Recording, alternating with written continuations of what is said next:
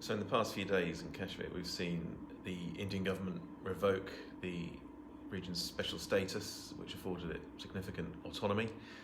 Prior to that, we saw a build-up of Indian troops in the Indian-controlled areas of Kashmir, as well as an apparent warning of an increased terrorist threat, which precipitated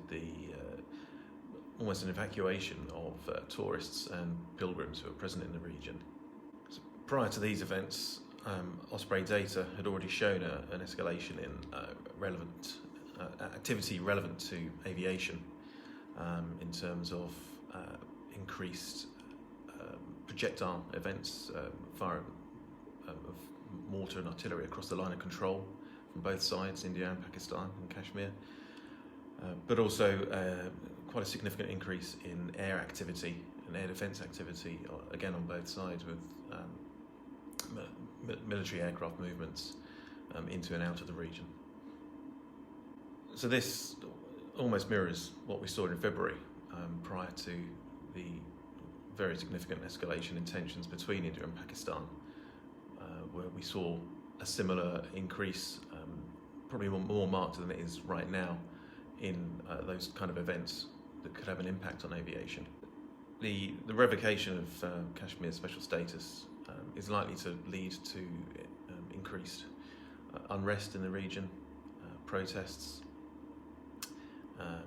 which could also be accompanied by increased activity by insurgent groups, terrorist groups